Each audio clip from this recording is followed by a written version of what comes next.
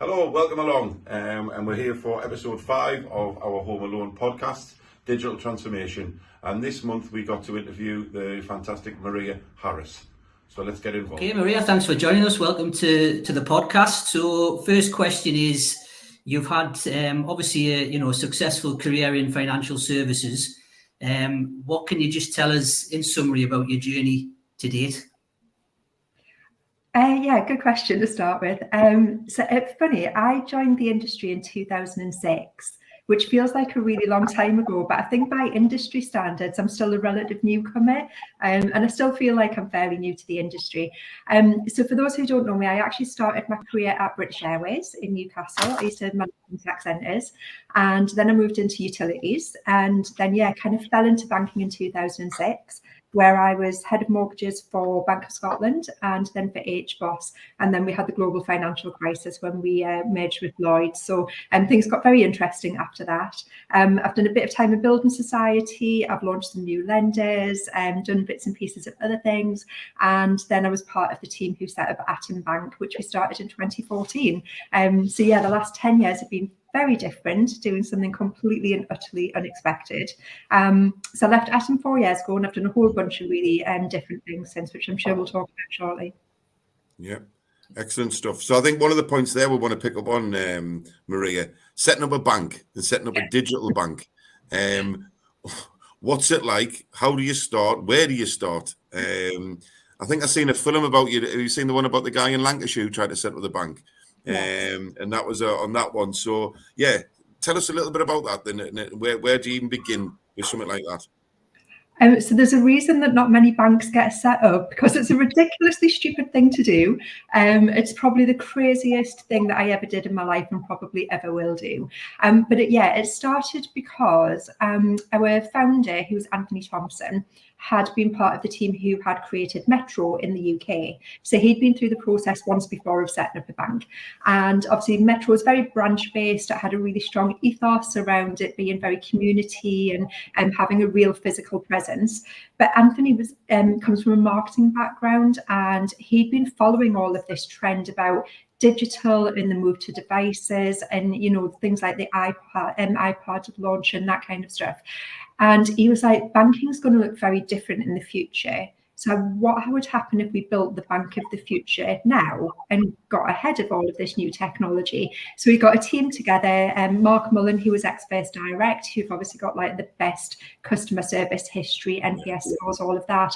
And then he got a bunch of us who were like specialists in our own little areas, and got 16 of us to say, we're going to build a bank, come and do your thing. So they asked me if I could come and design the UK's first digital mortgage, gave me a blank sheet of paper and said all of the things that could be better, that you could design from scratch. If you could have absolutely anything you wanted and created this amazing customer journey, what would it look like? Go and do it, go and crack on. It's mind-blowing when you think about it. 16 people started a bank in a little office in Durham. It was an amazing journey. So we literally drew the bank out on a piece of paper, did all of our regulatory approvals, permissions, all of that. And then I got a team of people together and we built a UK mortgage that was completely and utterly app-based. Everything was real time, everything was based on data and connectivity, using technology that didn't exist, and really pushing the boundaries of things like automated valuations, surveys, using property data to get things decisioning up front. And I remember the very first time a broker rang me to say, I've just submitted an application, the customer's still sitting in front of me in my office, and the customer already has their offer in the app. There's something wrong with your system. And I was like, well, that's how it's meant to work. And they were like, we timed it and it was 14 seconds. And the broker's reaction was just like, oh my God, that's amazing. My customer's sitting in front of me going, I've got my mortgage offer in my app already. It's the most amazing thing. So yeah, it was just absolutely phenomenal. And the amount of support we had from intermediaries and from the people that we worked with to get it done, it was just, absolutely, it was breathtaking. Really, it was like one of the things I'm most proud of in my career. So what was the timescales involved in that then, Maria? So say from you got your core 16 people together. So from the time that you formed that group of leadership to when you got your first mortgage customer, what was the timescales?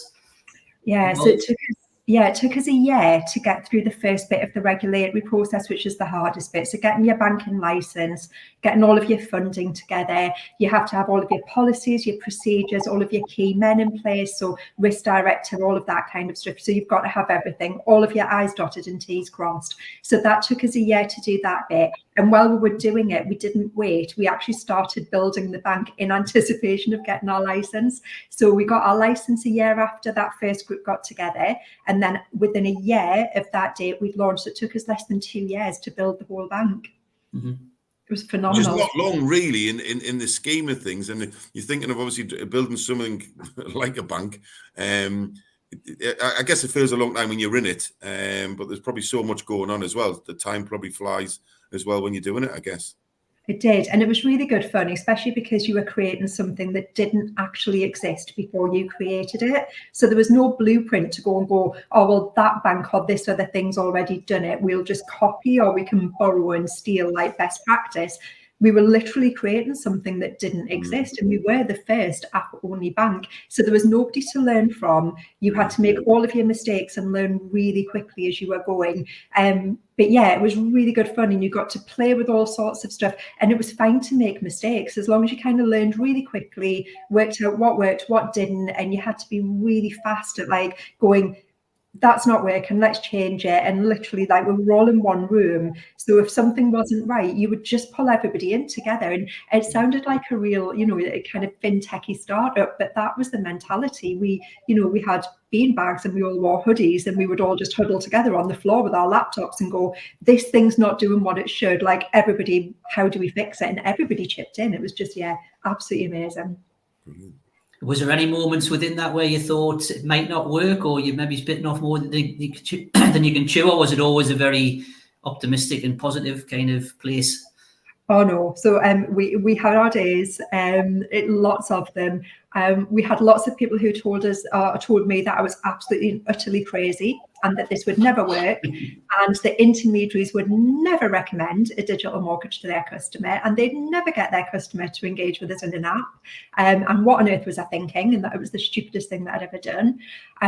The whole process of getting the funding in place is really challenging, and that's why a lot of banks it kind of don't get off the ground, or why lots of them don't make it, or maybe don't get to where they want to get to. So raising capital is really challenging as a startup bank, and there's been lots of changes to regulation in the last 10 years that have made it not easier, but it certainly made it a bit more supportive. But that was really tough. And we had moments during that journey when you're like, oh, what if we run out of road? What if we don't get there fast enough? What if we launch and the numbers don't work out the way we expected? We actually ended up with the opposite scenario, where we launched savings first to have our liquidity in, so our savings deposits.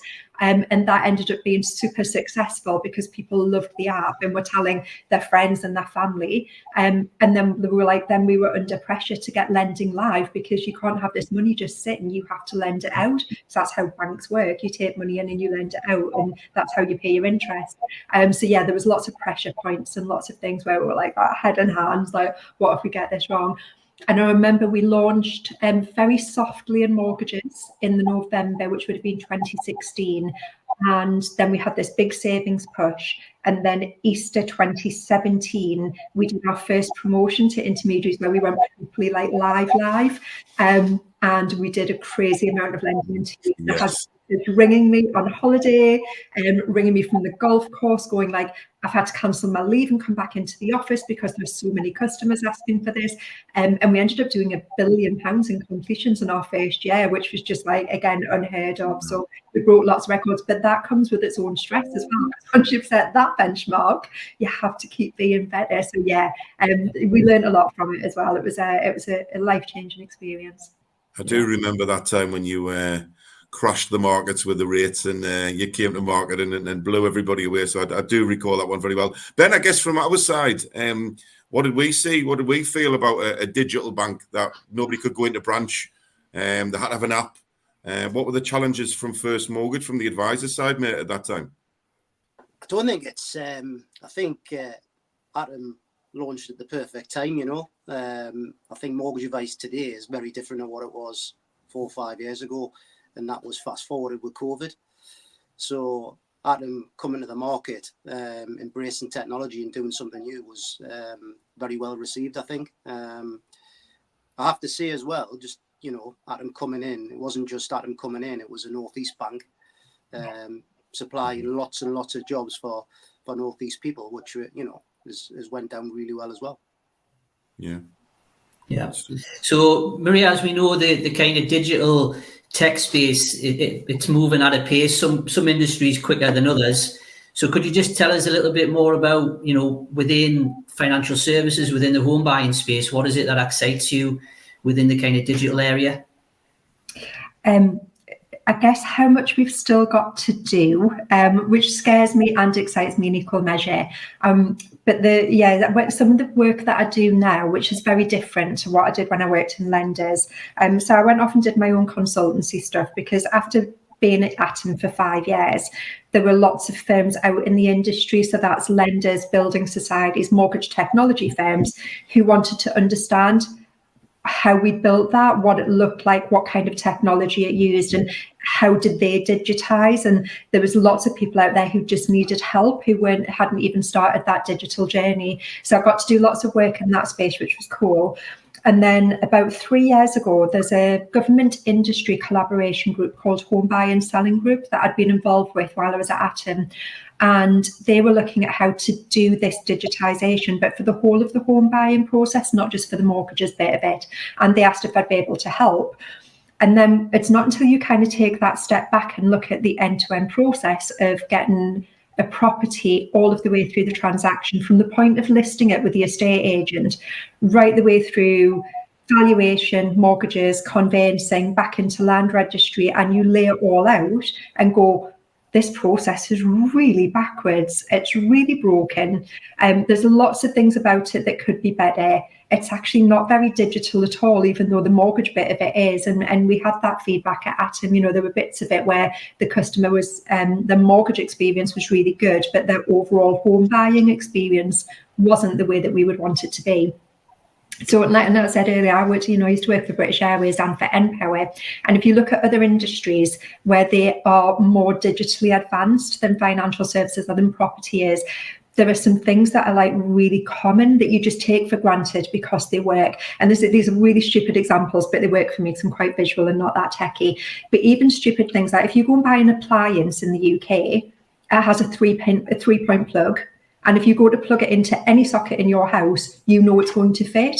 And that's because there's an underlying standard. There is a standard for electricity and plugs in the UK that says it doesn't matter where you buy your appliance, who it's from, what kind of lead or anything it's got, you know it's going to have this kind of plug, and you know that plug is going to fit in that socket. And can you imagine the chaos if we didn't have that, and you had lots of different adapters and people built their houses with different sockets, and it would just be carnage, right? That's why there's a standard. And it's the same in the travel industry. It doesn't matter who you fly with or what airline you fly on, what kind of aircraft. Everybody has the same 3-letter codes for the airport. We all have the same way of identifying the aircraft and the airline. We all scan luggage using exactly the same barcode system. We all have to connect to air traffic control. And there's infrastructure, and there's infrastructure that underpins it. We don't have infrastructure in our property home buying industry, and it blows my mind that we don't have it. So when we look at our systems and go, why does it take so long to get someone through the process? Why do we have to do things like identity 4 times? Why do we have to have all of these things as paper and reports? Why do our systems not speak to each other? It's actually because we don't have that infrastructure, and we don't have a common way of describing property data or collecting the data or sharing the data between systems. So the thing that I'm most excited about is now that I've got my head around all of these things that are broken, and we've got lots of support now from government and industry to start digitizing the process, we are absolutely going to change how houses are bought and sold forever. Like, so it'll be the biggest revolution that we've ever had in the industry ever.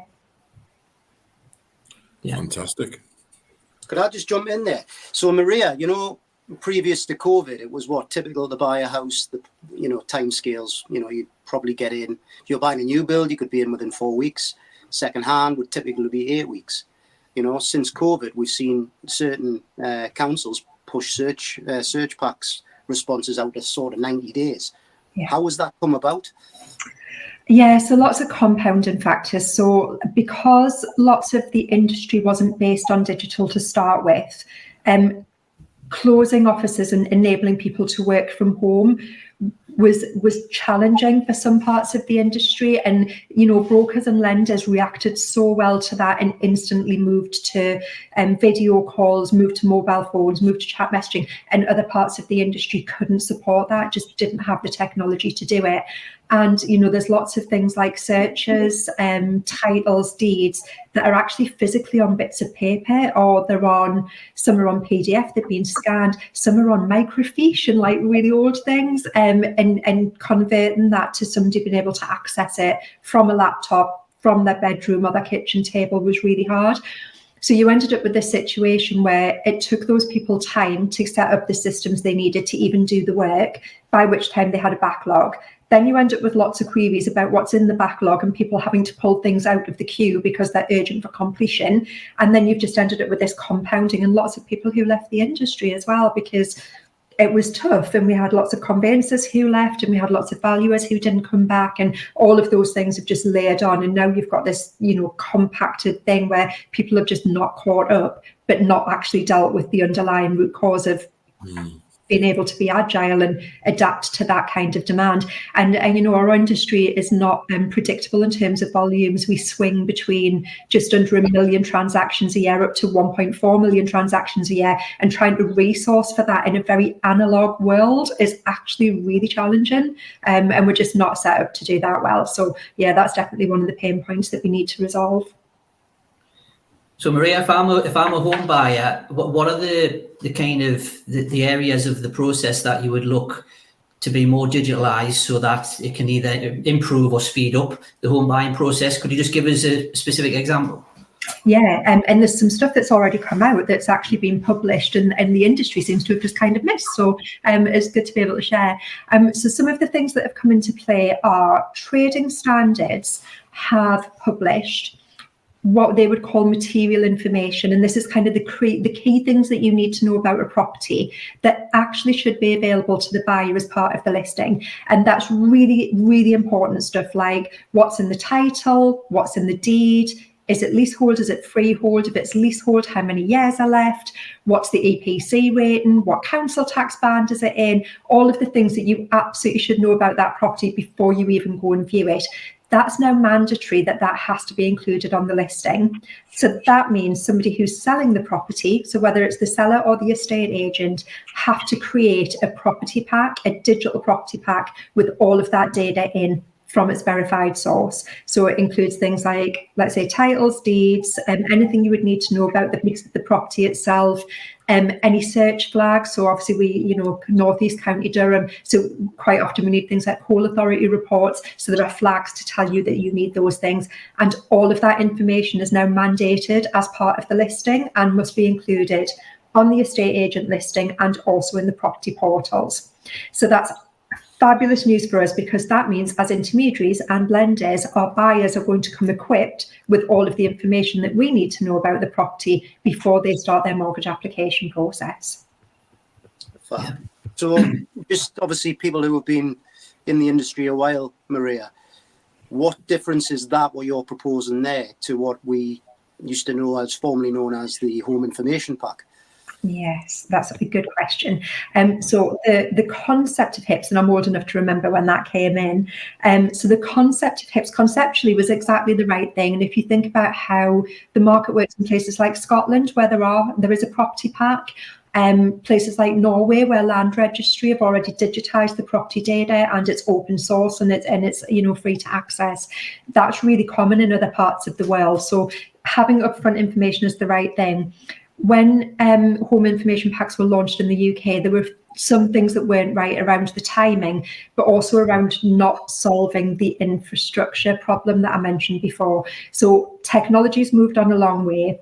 How we're now able to access and share and provenance data has come along. So if you think about things like open banking, which launched in 2016, open banking in the UK was the first one in the world that created a trust infrastructure where you could see who was the primary source of the data, There was a set of common data standards, and then there were third parties who were accredited to collect and share that data and provide services on the back of collecting that. And that was the first of its kind in the world. So because that's happened, what we've now seen around the world is open finance, open health ecosystems, logistics companies who use that kind of technology and infrastructure really well.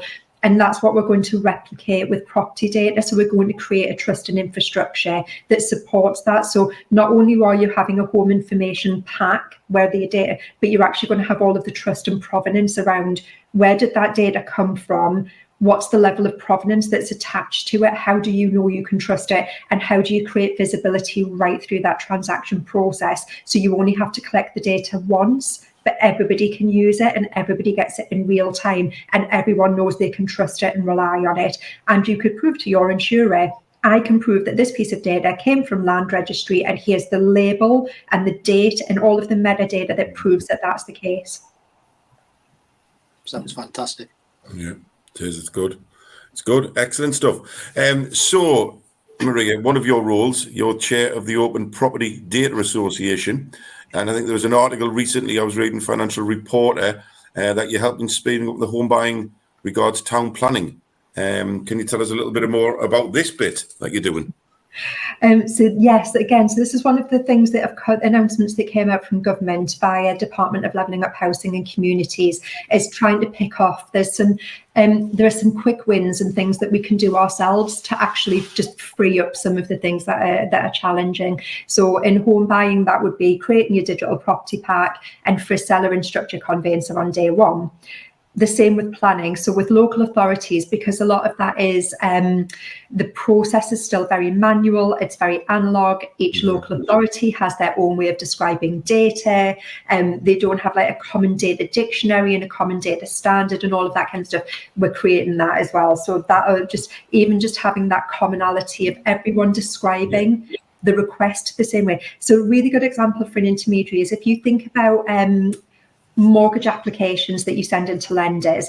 Every lender has its own way of collecting the information they need for the application, and every field is called something different in every different system. It's the same in planning. So every local authority, every builder has their own way of describing all of that. We're standardizing all of that. So there's a common data dictionary, there's a common API spec, which is how machines speak to each other, and there's a common way of sharing that information. And just doing that and taking out those manual processes takes weeks and weeks and weeks out of the process for planning and for getting the searches and everything else that you need. Yeah, I think that'd be good. I mean, this morning I was out talking to a builder, one of the sort of smaller, medium-sized builders, and their biggest irk at the minute, Maria, is exactly that around planning. They've got a piece of land that they've agreed on. It had so many plots on it. That's now been scaled back, and obviously when they've bought it, they've bought it with a number of plots in mind, so to knock off so many plots is difficult. But then they can't move forward on that one because they've put everything forward that on the last time they bought some land, they did everything, they ticked all the boxes and everything was right what they did that time. But this time, actually we want more, we want something different. So there's no some common ground in what they want. And at the same time, there might be another piece of land because they're thinking, well, we might not get that one, so we'll bid on another one. But if they ended up with both, as a smaller builder, you can't financially do it. They're not a big PLC, so you can't do it. So I think his common issue was a all around, like you say. There's not a common matrix. There's not like this is what you need to do when you request for planning, and it's different every time you put something in, and then it's just so painful. It is painful, and it's the lack of transparency, whether you're a builder, a home buyer, a mortgage lender, intermediary, because it's not data driven, because everything's so document heavy and manually assessed, manually checked, and then keyed into systems. You end up with all this like inefficiency in the process, and you end up with delays because you're constantly waiting. Yeah. You can't see who's got the baton, so there's no transparency of where you are in the process or how long it's going to take. So actually that's a big push for why digitization is so important, because once you take out those pain points and remove that friction, you can then enable things like transparency, real-time updates. Your builder wouldn't be in that scenario of not knowing where they are with two different applications. Like you'd have clear view through of where you are on both. But even things like utilities and planning permissions, regulations, drainage and water searches, all of that all of that's going to be covered in the data bill as well. So one of the things on top of the work we've been doing on data standards and working with government on public data, in the King's speech last autumn, there was a new legislation passed under the Smart Data Bill, and the Smart Data Bill is actually going through House of Lords and different the legislation process now, and that unlocks the thing that we need for private sources of data like planning, like utilities, like drainage and water, and to be able to do things like make that data digital in the first place, but with a common data structure. But it also unlocks the legislation we need for things like shareable identity and shareable digital identity. So all those things like where, you know, somebody's having to prove who they are 4 times, or a builder who's having to constantly go through KYB, AML checks, fraud checks, all of that will be removed once the Smart Data Bill goes through, because this kind of data will be, let's say, digital at source, but also shareable by law, which is just, enormous. Yeah, I was just looking earlier at the durations around local search timescales, and there's a huge variation across the UK. Even within the City of London, I'm just looking now, they've got the London Borough of Enfield 3 working days, but you've got the London Borough of Hackney 180 working days. So even within London, a few miles apart, you've got a huge difference in terms of the timescales that it's taken for these local authorities to turn around these searches. Yeah, and so there is a project who actually do that work for the local authorities or with them, called the Local Land Charges Project, and it was a land registry initiative.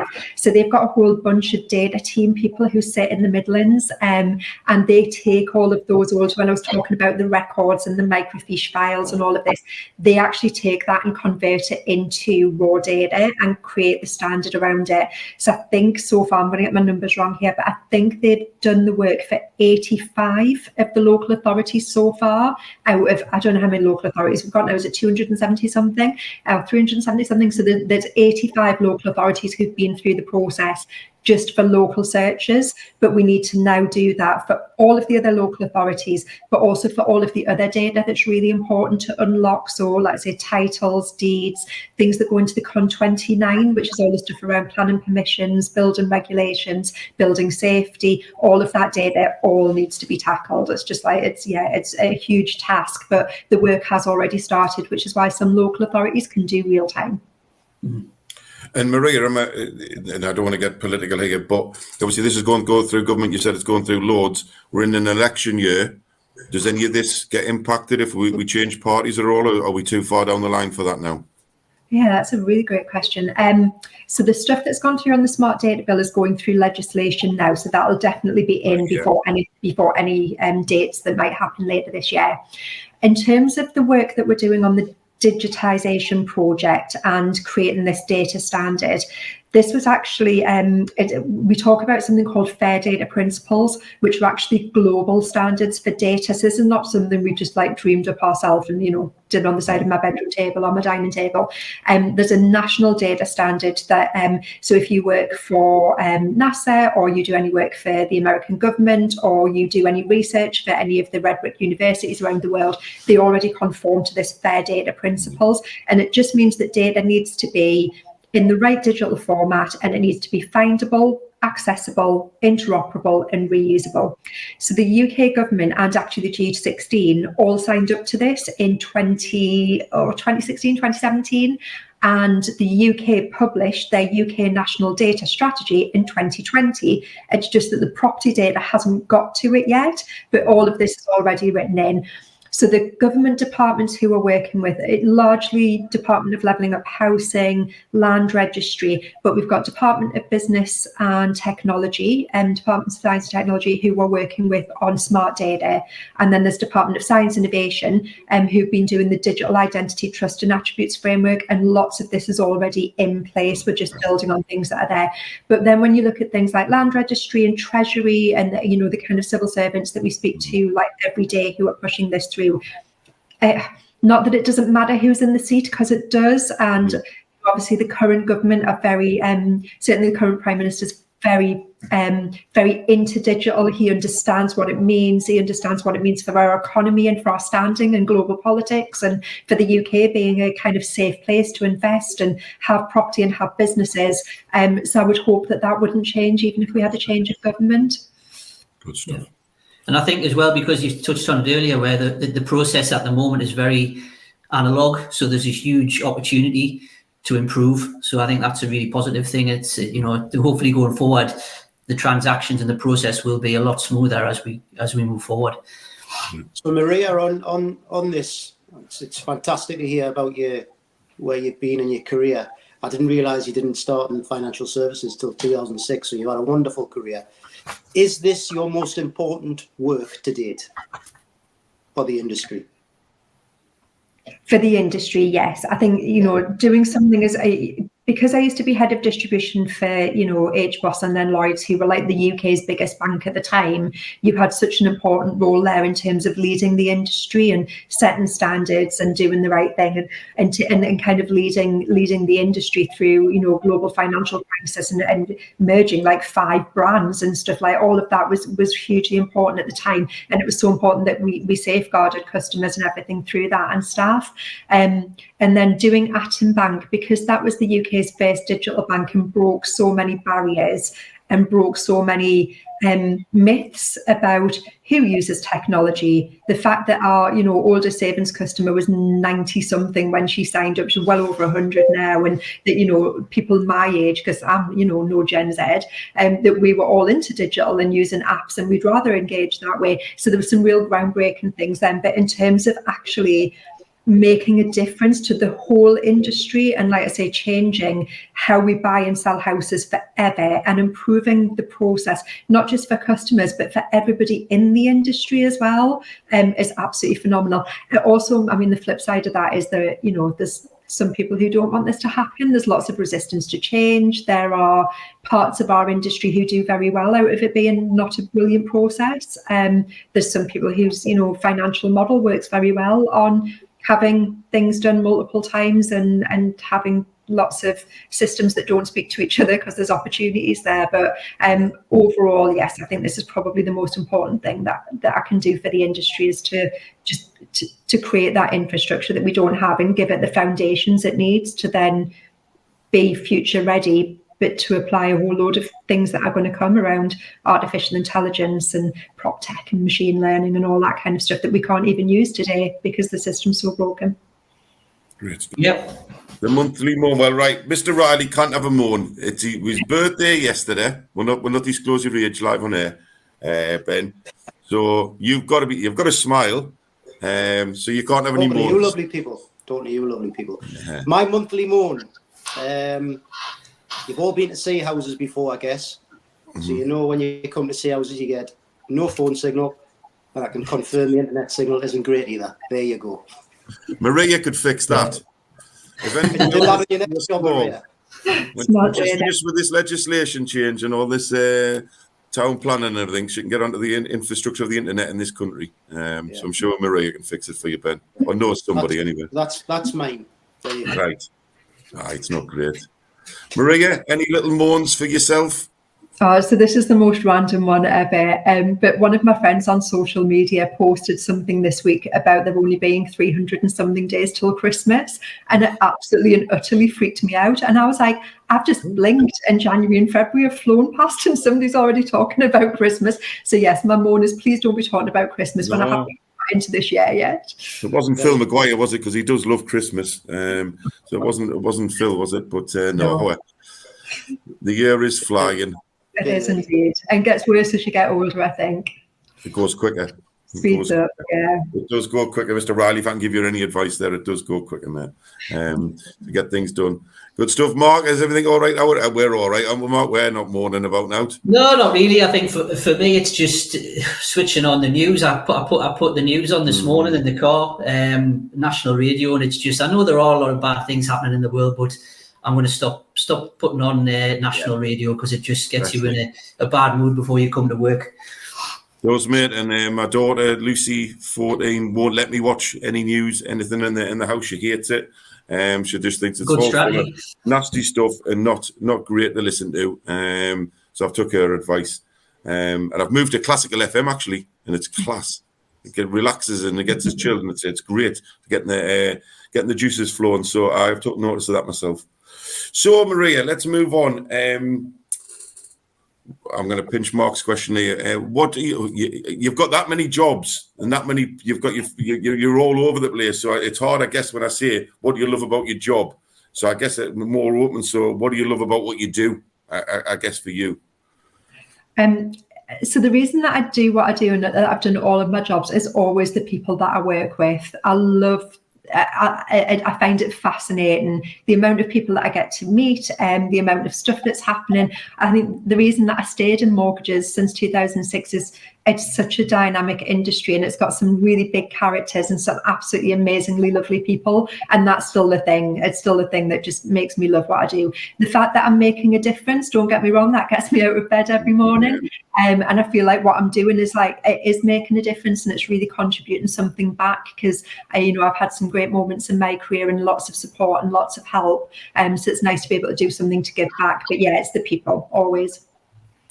And what motivates you to keep going every day, Maria? Oh, do you know, this is such an obstinance. So everybody told me that Atom Bank wouldn't work, and that creating the first digital mortgage was the stupidest thing that they'd ever heard in their life, and that I would never be able to do it. And it just made me really determined that it was going to be the best success story ever, and it was.